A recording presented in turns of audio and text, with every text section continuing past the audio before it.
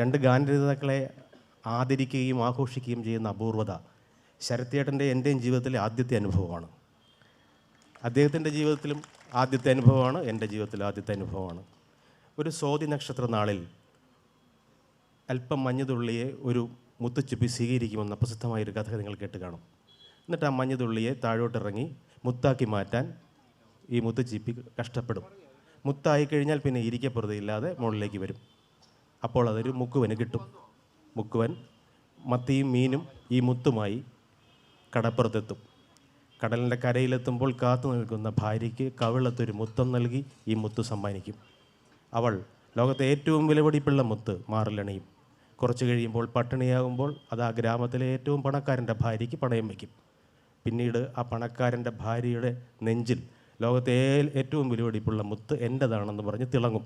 പക്ഷേ അത് മുക്കുവൻ്റെ ഭാര്യയുടെയോ പണക്കാരൻ്റെ ഭാര്യയുടേതോ അല്ല, കടലിൽ ആഴങ്ങളിൽ എവിടെയോ അഴലിൻ്റെ ആഴങ്ങളിൽ സങ്കടപ്പെട്ട ഒരു പാവം മുത്തിൻ്റെതാണ്.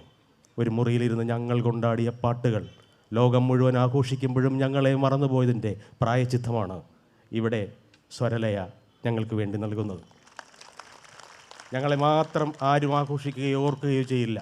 സംഗീത സംവിധായകൻ്റെ പാട്ടെന്ന് ഗായകർ പറയുമ്പോഴും അച്ഛൻ എത്ര കേമനാണെങ്കിലും ഒരമ്മ കൂടി ഉണ്ടാവണ്ടേ എന്നുപോലും ചിന്തിക്കാനുള്ള ഒരു ലോജിക്ക് പോലും ആരും കാണിക്കാത്ത സ്ഥിതിക്ക് ഞങ്ങൾ പത്രസമ്മേളനത്തിൽ പറഞ്ഞതുപോലെ ഞങ്ങളുടെ ജീവിതത്തിൽ ആദ്യമായി ഞങ്ങളുടെ പാട്ടുകൾ മറ്റാരുമില്ലാതെ ഞങ്ങളെ തന്നെ വച്ചുകൊണ്ട് ഇങ്ങനെ ആഘോഷിക്കുന്ന ഈ സമയം, ഓടക്കുഴലിനേക്കാൾ പാവമാണ് അത് വായിക്കുന്ന ഇടയൻ എന്ന് പ്രസിദ്ധമായൊരു വാചകമുണ്ട്. ശരചന്ദ്ര വർമ്മയുടെ പാട്ടുകളേക്കാൾ പാവമാണ് ശരചന്ദ്ര വർമ്മ.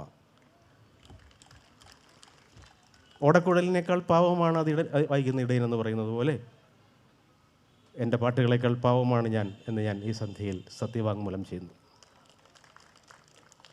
ഒരുപാട് പാട്ടുകൾ ഇവിടെ കയറിയിരിപ്പുണ്ട് ആഘോഷത്തിന്.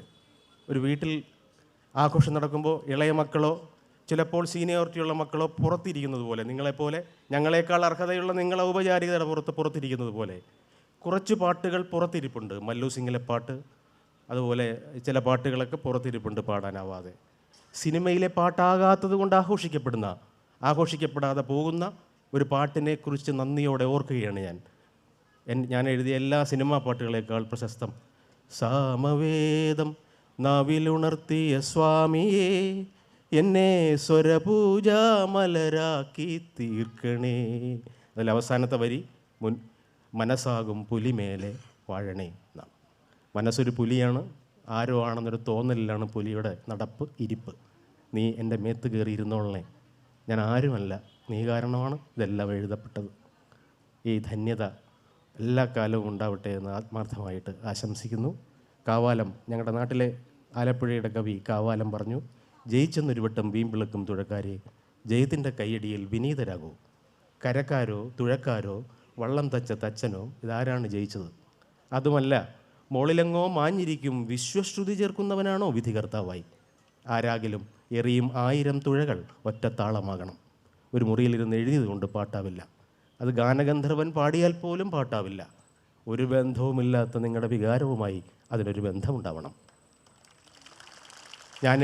ശരത്തേട്ടൻ എഴുതിയ പാട്ടുകളിൽ നിങ്ങൾ നിങ്ങളുടെ പ്രണയവും വിരഹവും വേവലാതിയും കണ്ടെത്തിയതിൻ്റെ ഏറ്റവും വലിയ തെളിവായി പാലക്കാടിന് ഒരു രാത്രി തിങ്കൾ നിലാവ് തെളിഞ്ഞു നിൽക്കുന്ന ഈ വല്ലാത്ത സന്ധ്യ, ആലിലത്താലിയുമായിട്ട് ഇങ്ങനെ വരുന്ന തിങ്കൾ, ഈ സന്ധ്യയിൽ നിങ്ങളുടെ മുമ്പിൽ നിൽക്കാൻ കഴിഞ്ഞ സുഹൃതം മഹാസുഹൃതമായിട്ട് കരുതുകയാണ്. 3.25 പതിറ്റാണ്ട് പാട്ടെഴുതി ജീവിച്ച ഒരാളുടെ ഏറ്റവും ധന്യമായ ഒരു സന്ധ്യയാണ്. എല്ലാ സമ്മേളനത്തിലും വെറുതെ പറഞ്ഞു പോകുന്നത് പോലെയല്ല, ഇത് സത്യസന്ധമായ ഒരു ആത്മാവിഷ്കാരമാണ്.